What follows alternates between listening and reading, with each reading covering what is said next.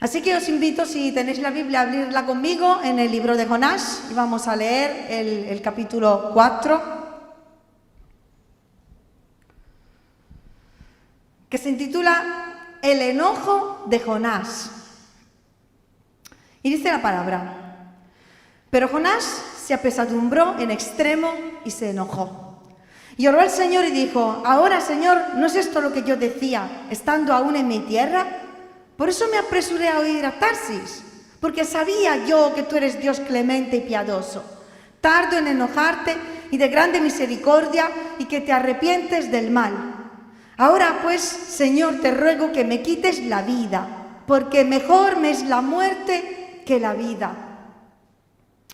Y quizás el versículo 10 del capítulo 3 decía: y vio Dios lo que hicieron los ninivitas, que se convirtieron de su mal camino, y se arrepintió del mal que había dicho que les haría, y no lo hizo. Entonces seguimos con la lectura, perdón. Versículo 4 del capítulo 4. Y el Señor le dijo: ¿haces tú bien en enojarte tanto?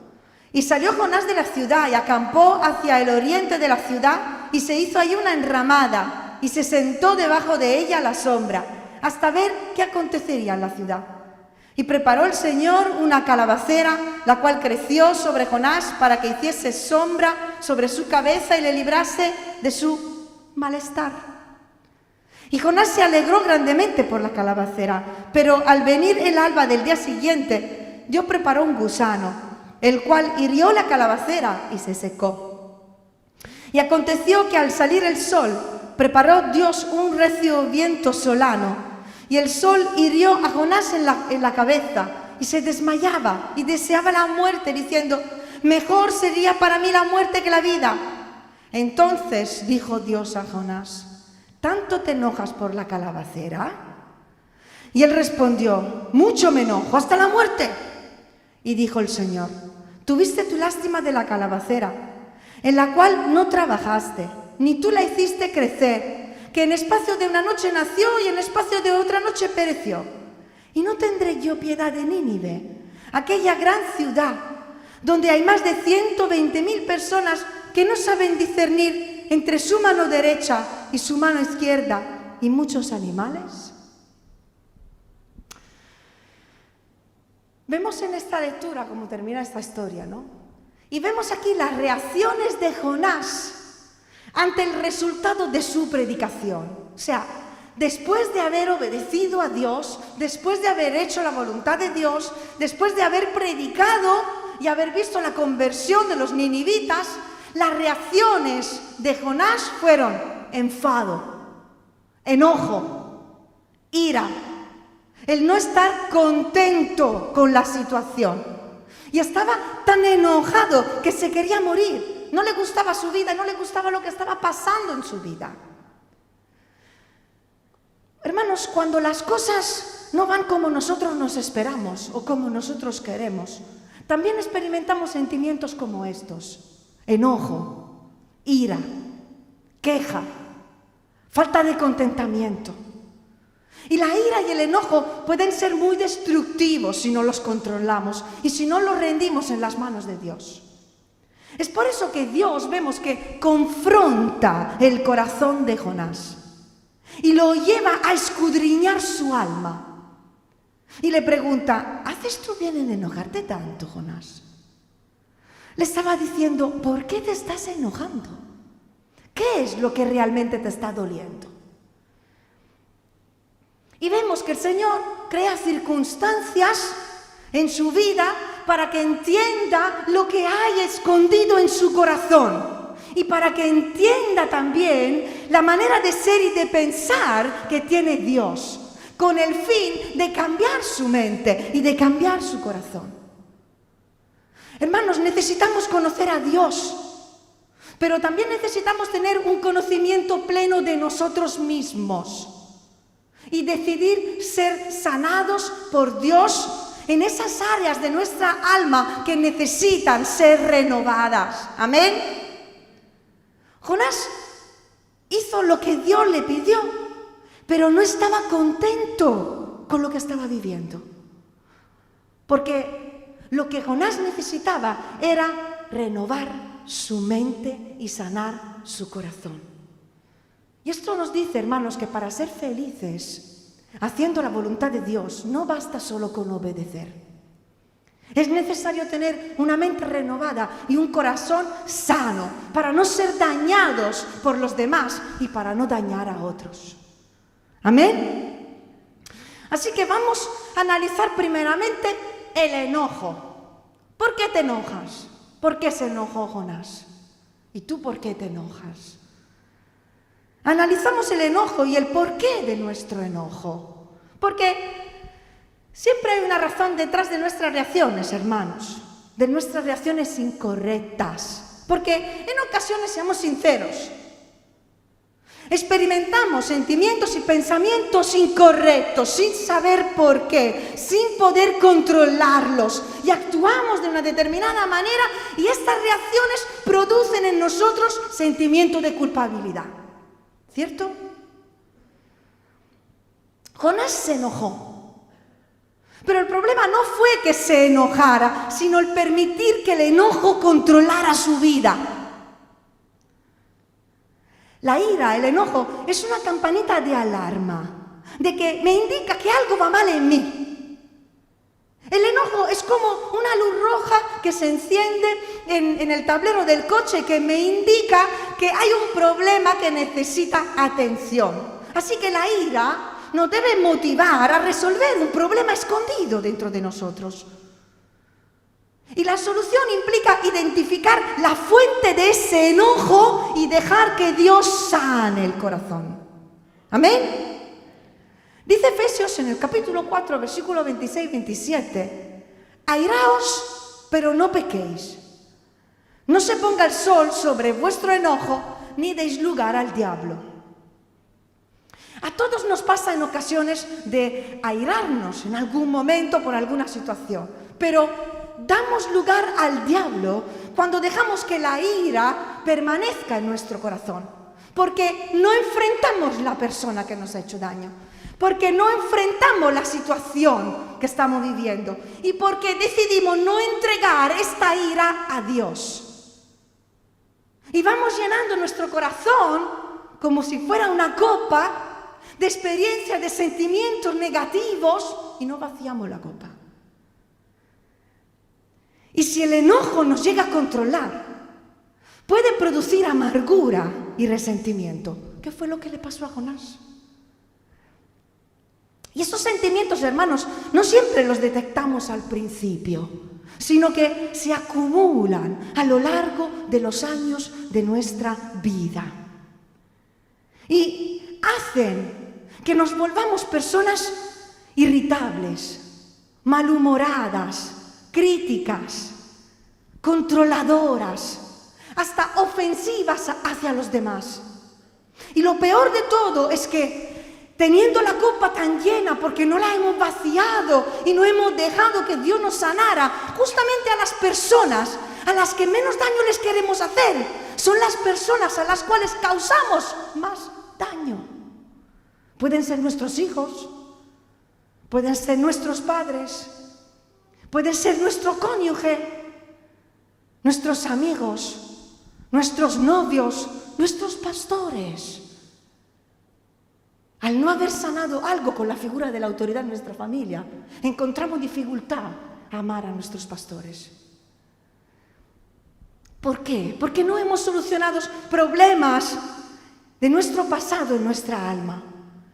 El enojo, hermana, procede de un lugar mucho más profundo que una situación momentánea, aparente, que tú puedas vivir en un día, que tu hijo derrama la leche encima de la mesa, o que tu marido compra lo que no tenía que comprar en el supermercado, o no llega preparado a la cita, o que tu mujer pues te ha dicho algo que te ha hecho enfadar. Eso va mucho más allá de esto. Viene de haber vivido experiencias a lo largo de la vida que nos han marcado, que nos han herido, y la ira expresa esa herida no sanada. Y es evidente que el enojo de Jonás estaba manifestando una falta de perdón. Jonás no había perdonado a los ninivitas, y esa falta de perdón lo afectó tanto que le impidió vivirla y recibir la misericordia de Dios hacia su vida y hacia los demás. Necesitamos romper con los sentimientos incorrectos que nos atan a nuestro pasado para ser sanados del enojo y vivir el presente de forma sana. ¿Cuántos dicen amén? Y estoy sintiendo que lo estáis recibiendo. Estoy sintiendo que esta palabra está hablando a muchos o a todos. A veces, hermanos, vivimos experiencias negativas, experiencias duras, hasta injustas. No todos hemos tenido el mismo trasfondo, pero muchos hemos tenido trasfondos complicados. O experiencias muy duras en la vida. Y nos hemos preguntado, Dios, ¿por qué permitió esto? ¿Por qué permitiste que pasara esto en mi vida? ¿Dónde estabas tú, Señor, cuando me pasó esto? ¿Dónde estabas cuando abusaron de mí? ¿Dónde estabas cuando me pegaba mi padre? ¿Dónde estabas cuando el vecino nos robó? ¿Dónde estabas cuando tenía esos conflictos con mi marido que no se solucionaban? ¿Dónde estaban cuando mis hijos se descarrió? ¿Dónde estabas cuando mi hijo se drogaba? ¿Dónde estabas cuando me pasó esto o lo otro? ¿Por qué lo permitiste?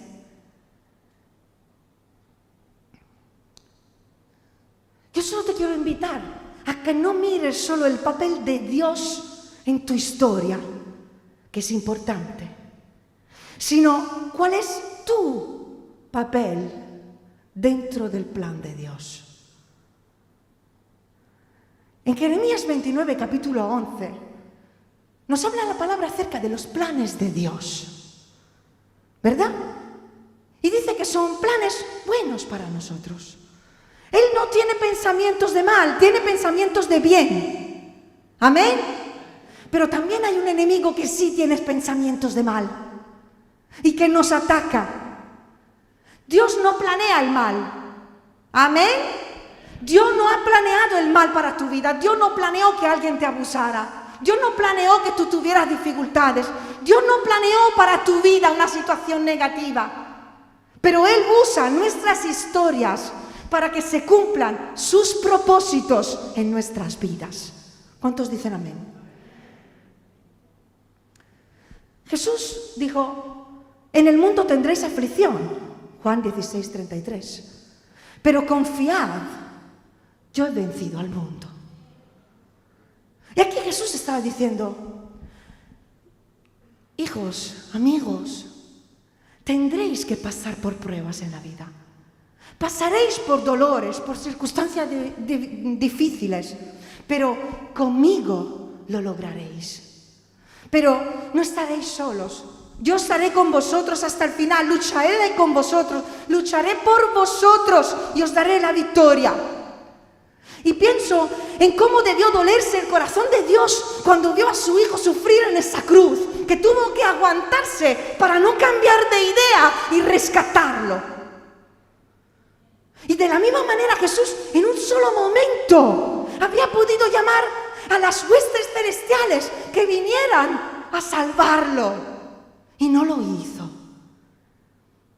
Y esto, hermanos, nos ayuda a comprender qué hacía Dios durante aquellos años oscuros de mi infancia, de tu infancia, de mi circunstancia, de tus circunstancias, en las cuales parecía que Dios no estaba.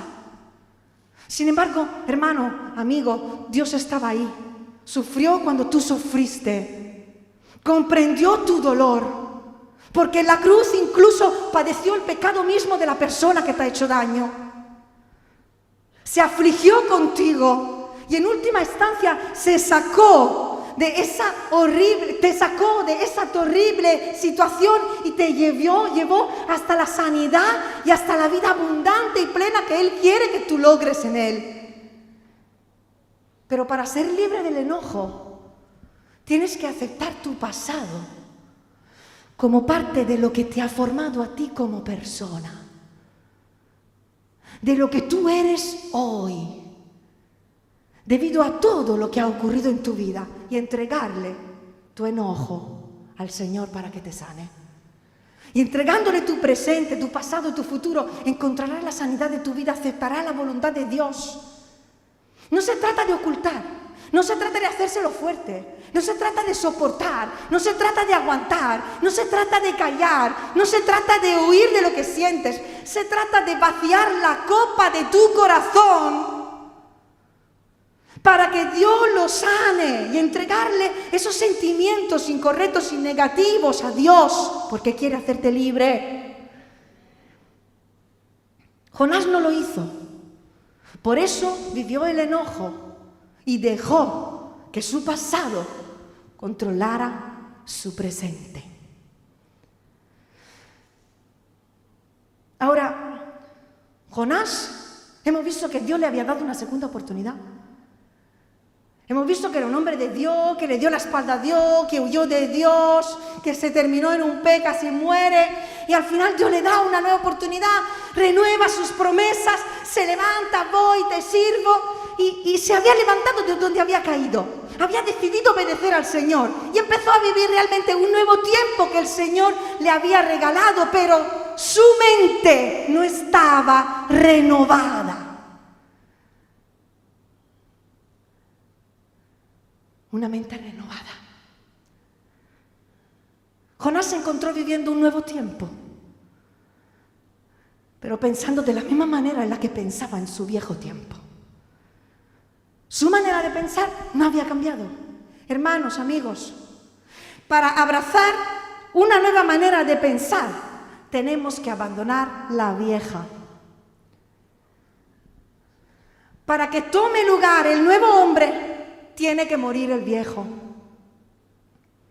Suelta tu pasado, suelta tus malos hábitos, suelta tus viejos pensamientos, tus sentimientos incorrectos, tu voluntad propia, humana, carnal, suéltalo. No se puede poner el vino nuevo en odres viejos, ¿verdad, Dani? Lo compartía Dani también el miércoles y lo leemos en el Evangelio de Marcos, capítulo 2, versículo 22. No se puede poner el vino nuevo en odres viejos. ¿Cómo son los odres viejos?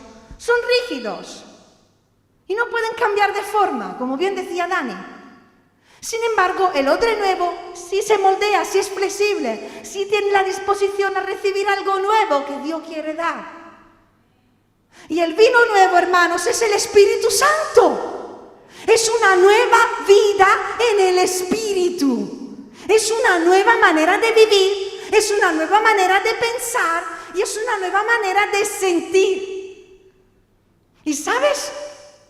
El fruto del Espíritu Santo, dice en Gálatas 5:22, es amor, gozo, paz, paciencia, benignidad, bondad, fe. Y tú ya tienes todo esto en tu vida espiritual. Tú tienes dominio propio, tú tienes paciencia, tú tienes amor, tú tienes gozo, porque tienes al Espíritu Santo. Solo tienes que ser transformados para aprender a usar lo que Dios te ha dado. Solo tienes que ser renovado cada día según la imagen de Dios por obra del Espíritu Santo que está en ti, como dice 2 Corintios 3:18. Y si tu mente estará llena de la verdad, no habrá espacio para la mentira. Si alimentaremos nuestro espíritu, haremos morir las obras de la carne. Romanos 12, versículo 1 y 2 nos dice: así que, hermanos, os ruego, por las misericordias de Dios, que presentéis vuestros cuerpos en sacrificio vivo, santo, agradable a Dios, que es vuestro culto racional. No os conforméis a este siglo, sino transformaos por medio de la renovación de vuestro entendimiento, para que comprobéis cuál sea la buena voluntad de Dios, agradable y perfecta. La clave está en este versículo, en renovar el entendimiento. cambiar la manera de comprender las cosas, entendiendo la manera que Dios tiene de pensar, que Dios tiene de sentir, la manera que Dios tiene de ver la vida, llenando nuestra mente de la verdad de Dios y de su palabra. Esto es, cambiar el entendimiento es tener la mente de Cristo, es tener una mentalidad de reino que nos ayuda a entender la voluntad de Dios, cuál es la voluntad de Dios y a discernirla cada día, en cada momento. Y esto se logra en nuestra vida cuando nos presentamos como un culto racional. Cuando presentamos nuestro cuerpo, nuestra alma y nuestro espíritu al altar. Y le entregamos todo nuestro ser trino al Señor, porque a veces lo queremos espiritualizar todo. A mí, yo no necesito que nadie me ayude. A mí me ministra el Espíritu Santo. Dones y ministerio, ¿para qué lo ha dado el Señor? Y otros lo racionalizan todo. No, yo solo tengo que explicar todo, yo no creo en la sanidad emocional, yo no necesito que nadie... Sin embargo, aquí hay espíritu, hay alma y hay cuerpo. Y le tenemos que entregar todo al Señor y nos tiene que sanar en todo y nos tiene que salvar de forma completa. Y esto no es un trabajo de un día, de hacer una oración, de entregarle y se terminó ahí. No, lo siento, no. Ni de 2 días, es un trabajo de años. Es un proceso, son muchos pequeños tratos de Dios con sus hijos, cambiando su mentalidad, cambiando su cultura, cambiando sus esquemas, renovando su corazón, renovando sus pensamientos. Y os lo puedo decir por experiencia personal. Yo he vivido años estancada en algo en mi vida. Y he tenido que estar días y días y meses orando, confesando, sacando lo que estaba aquí dentro escondido, identificando cuál era el problema, sacándolo, pidiéndole a Dios que me sanara y buscando ayuda. Porque estos tratos no se viven solos. Buscando ayuda con alguien que me escuchara, con alguien que me entendiera, que me aconsejara, que orara por mí. Entonces llega la sanidad, porque la sanidad llega. ¿Y sabes cómo te sientes cuando eres sano emocionalmente? Yo lo comparo así. Es como un pecador que encuentra la salvación. Es el mismo cambio de vida. Puedes ser un creyente de estar 40, 50 años dentro de la iglesia y emocionalmente eres un niño, estás herido, estás estancado. Hay áreas en tu vida en las que no creces. Sin embargo, si te dejas tratar por Dios, si te dejas ayudar, serás tan sano, tan libre, que no reconocerás tu vida pasada con la presente. Y eso es lo que Dios quiere hacer en nuestra vida, ¿sabéis? Pensamos, el pueblo de Israel tardó 40 años para hacer un recorrido de 12 días. Porque estuvo dando vueltas y vueltas y vueltas y vueltas en el mismo lugar, en la misma montaña. Y yo te quiero decir algo. Si después de muchos años sigues luchando con el mismo sentimiento, con el mismo pensamiento, hoy vengo a decirte que te has quedado demasiado tiempo en el mismo lugar. Has estado sintiendo pena propia por demasiado tiempo. Has estado culpando a alguien por tu enfado y por tu tristeza ya demasiado tiempo. Has estado quejándote por una situación demasiado tiempo. Es tiempo de cambios, hermanos. Es tiempo de cambios. Es tiempo de ser renovados, de recibir la vida en el Espíritu. Pero tienes que soltar la vieja.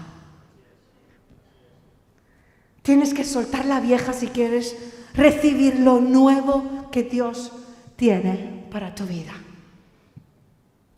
El pueblo de Israel seguía como esclavo Estaba libre, la había liberado de Egipto.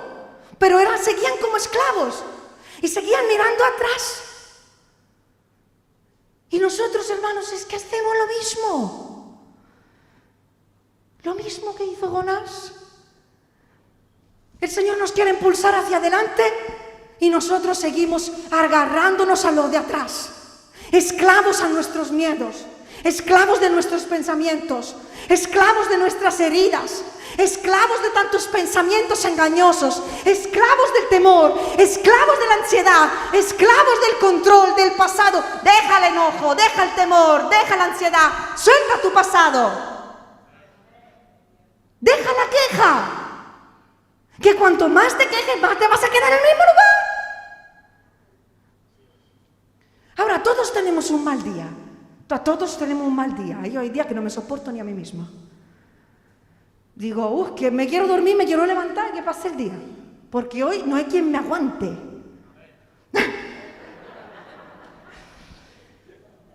Pero son días. Ahora, el problema es cuando dejamos que esa actitud de queja, de enojo, de enfado, se convierta en un estilo de vida. Se convierta en nuestra manera de ser. Porque el enojo te va a comer por dentro y te vas a comer a otros. Sin motivo. Necesitamos tener una mente renovada. Porque, ¿qué es lo que trae una mente renovada? Una mente renovada, hermanos, trae contentamiento. El secreto que encontró el apóstol Pablo. Ese estado de contentamiento cuando le estaba diciendo al Señor que le quitara ese aguijón en su carne, ¿verdad? Y el Señor le dijo en Filipenses, bástate mi gracia, Pablo. Mi gracia es suficiente para ti. Yo no estaba hablando de una suficiencia básica, de algo pequeño, de algo mínimo. No, el Señor le estaba diciendo, Pablo, mi gracia es suficiente. Mi gracia es todo lo que tú necesitas. Mi presencia en tu vida, yo soy más que suficiente. Yo, tu Dios, soy todo lo que tú necesitas. Porque yo voy a suplir para todas y cada una de tus necesidades. Y tener una mente renovada es tener una visión cristocéntrica de la vida y de la fe. Una mente renovada es tener una visión cristocéntrica de la vida y de la fe. Es cambiar completamente la manera de pensar. Porque mientras que seamos nosotros el centro, nos veremos insuficientes. Veremos a los demás y a todo lo que está a nuestro alrededor insuficiente. Y veremos a Dios insuficiente para llegar a alcanzar a nuestras necesidades. Pero cuando Cristo es el centro de nuestra vida, la base de todo lo que somos, de todo lo que no somos, de todo lo que hacemos, de todo lo que no hacemos, tendremos contentamiento. Nos vemos insuficientes a nosotros mismos cuando somos el centro. ¿Por qué? Le decimos en ocasiones al Señor, es que no soy suficiente para hacer lo que me estás pidiendo. Es que no puedo, Señor. ¿Por qué? Porque estamos mirando nuestras posibilidades humanas y estamos mirando nuestras limitaciones y el Señor dice, mi gracia te basta. Eres suficiente. Es suficiente lo que tienes, lo que no tienes, lo que eres, lo que no eres, lo que yo te he dado para hacer lo que te estoy pidiendo. Vemos a los demás insuficientes, dije. Mi marido, mi mujer, no es suficiente para mí. Mis hijos no son suficientes. Los hermanos de la iglesia, que no me dan lo que me merezco, no me tratan bien. Yo necesito más. Te voy a decir una cosa. Cuando te parece que todos a tu alrededor tienen un problema, en realidad el problema lo tienes tú. Porque Cristo ama a la iglesia.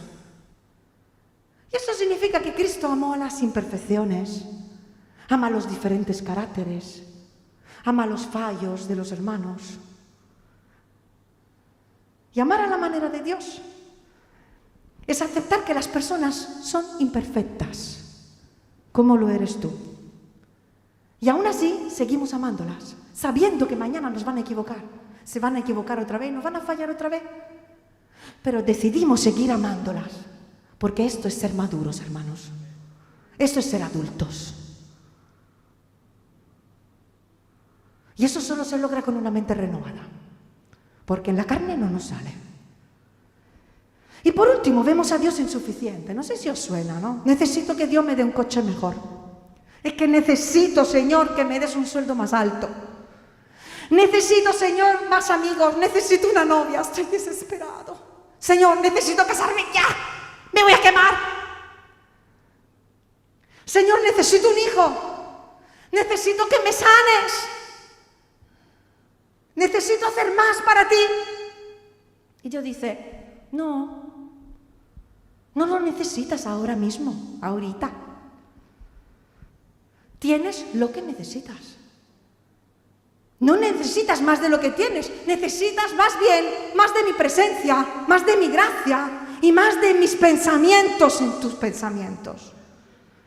Porque Dios no promete proveer para los suyos en su palabra, hermanos. ¿Sí o no? Así que cuando le pedimos más de lo que tenemos y no llega, significa que no lo necesitamos en ese momento. ¿Cuántos dicen amén? Porque si su palabra dice, buscad primeramente el reino de Dios y su justicia, y todas las demás cosas os serán añadidas, significa que lo que nos ha sido añadido es justamente lo que necesitamos en ese momento. Y cuando no lo tenemos y nos enfadamos, quizás estamos ambicionando algo más. O estamos midiendo con la medida incorrecta, con una medida humana, carnal. Porque nos comparamos con los demás, porque estamos mirando lo que tienen los demás, porque la sociedad nos dice lo que debemos de tener. Simplemente hay que aprender a contentarse. El apóstol Pablo dijo, lo leemos en Filipenses 4, 11 y 12, he aprendido a contentarme, cualquiera que sea mi situación.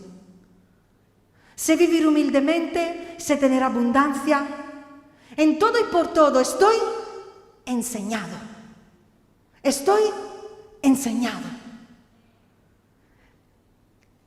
Dios permite situaciones como lo ha hecho con Jonás y lo hace con nosotros. Situaciones, circunstancias, etapas diferentes en nuestra vida para enseñarnos a pensar como Él, para enseñarnos a vivir en su voluntad, para enseñarnos a confiar plenamente en el Señor. Y a veces le decimos, Señor, lo que estoy haciendo para ti no es suficiente, porque mi ambición es mayor. Y el Señor dice, no, hijo, hija, haz lo que te estoy pidiendo que hagas, porque ahora mismo es lo que tú puedes dar. Y quizás tú crees que puedes dar más. Quizás tu corazón desea algo más. Quizás en tu mente estás pensando en algo más grande. Quizás Dios mismo te dio promesas de algo que iba a hacer en tu vida, pero ahora mismo ni tu cuerpo ni la vida misma te sigue. Y te enfadas con el mundo entero y te enojas con Dios y te frustras porque no comprendes. Es como cuando jugamos un partido de fútbol después de un montón de tiempo que no corremos. Y tú estás corriendo y ves la portería que tú en tu mente tú ya estás marcando. Tú estás delante de la portería pero tus piernas no te siguen. ¿Os ha pasado? Tus piernas no te siguen. Tu mente ya ha llegado, pero tus piernas no van. Porque no has entrenado, porque no tienes la fuerza física, porque hace mucho tiempo que no corres, porque ya no tienes edad, lo que sea. Pues es exactamente lo mismo. Cuando tú crees que puedes dar más, pero Dios te dice, por medio de circunstancias, no, ahora no, sientas mal, no te enfades con Dios, no te enfades con la iglesia, no te enfades con los pastores, simplemente significa que no es el momento. Y cuando Dios lo querrá hacer, lo hará a su manera. Pablo encontró el secreto del contentamiento en Cristo. He aprendido a contentarme, dijo el apóstol Pablo. He aprendido a estar contento simplemente haciendo la voluntad de Dios. Y su voluntad es perfecta, perfecta, perfecta. Una mente renovada no deja lugar al no lo entiendo, tengo dudas, ¿por qué? Porque una mente renovada sabe en quién ha creído y confía siempre en su Dios, pase lo que pase. Y por último, necesitamos, hermanos, un corazón sano. ¿Estáis conmigo? La actitud de Jonás muestra que había rencor en el corazón de Jonás. Había rencor y había amargura hacia los ninivitas. No los había perdonado por lo que habían hecho. Entonces su corazón, al no estar sanado, no estaba capacitado a amar a los ninivitas. Aunque era una situación del todo nueva, diferente a la que había vivido, su corazón volvió a sentir lo mismo que sentía en su pasado. ¿Cómo le pasó al pueblo de Israel, no? ¿Qué le pasó? Que dicen Hechos que después de salir de Egipto, en sus corazones, ¿qué hicieron? Volvieron a Egipto. El pueblo de Israel salió de Egipto, pero Egipto seguía en sus corazones. La manera de pensar, la manera de vivir, la manera de sentir. Hermanos, nos pasa lo mismo.